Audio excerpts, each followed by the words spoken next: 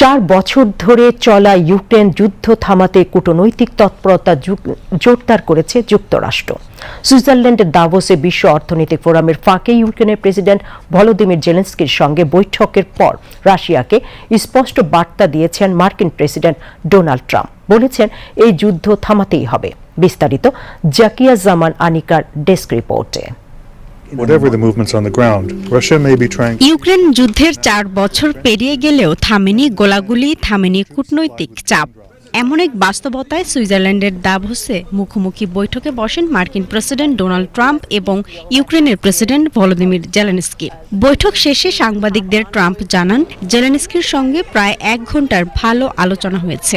আলোচনার বিস্তারিত না জানালেও রাশিয়ার প্রেসিডেন্ট ভ্লাদিমির পুতিনের উদ্দেশ্যে ট্রাম্পের বার্তা ছিল স্পষ্ট, যুদ্ধ থামতেই হবে। ট্রাম্প বলেন, এটি একটি চলমান প্রক্রিয়া।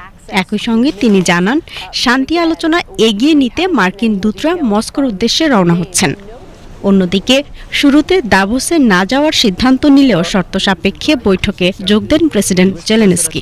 তার শর্ত ছিল ইউক্রেনের নিরাপত্তা নিশ্চয়তা এবং যুদ্ধ পরবর্তী পুনর্গঠনের অর্থায়ন নিয়ে স্পষ্ট অগ্রগতি। বৈঠকের পর জেলেনস্কি জানান, নিরাপত্তার নিশ্চয়তা কাঠামো নিয়ে সমঝোতা হয়েছে। তবে সবচেয়ে সংবেদনশীল বিষয় ভূখণ্ড সংক্রান্ত বিরোধ এখনো অমীমাংসিত রয়ে গেছে। এই আলোচনাকে ইতিবাচক অগ্রগতি হিসেবে দেখছেন কূটনৈতিক বিশ্লেষকরা। কারণ দীর্ঘ সংঘাত নিরসনে এবার প্রথমবারের মতো রাশিয়া, ইউক্রেন এবং যুক্তরাষ্ট্রের প্রতিনিধিরা ত্রিপক্ষীয় বৈঠকে বসতে যাচ্ছেন। আজ শুক্রবার ও শনিবার আবুধাবিতে এই বৈঠক অনুষ্ঠিত হওয়ার কথা রয়েছে। জেলেনস্কি আরও জানান, যুদ্ধ পরবর্তী ইউক্রেনের অর্থনৈতিক পুনর্গঠন নিয়ে একটি চুক্তি প্রায় চূড়ান্ত।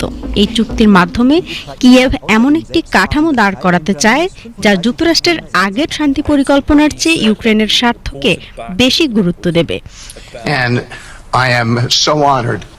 এদিকে দাভোসে বিশ্ব অর্থনৈতিক ফোরামে যুক্তরাষ্ট্রের বিশেষ দূত স্টিভ উইটকফ বলেন, দুই পক্ষ যদি সমাধান চায় তবে সমাধান সম্ভব। তার ভাষায়, আলোচনার উল্লেখযোগ্য অগ্রগতি হয়েছে, তবে বাস্তবতা হলো আলোচনা চললেও ইউক্রেনে রুশ হামলা থামেনি।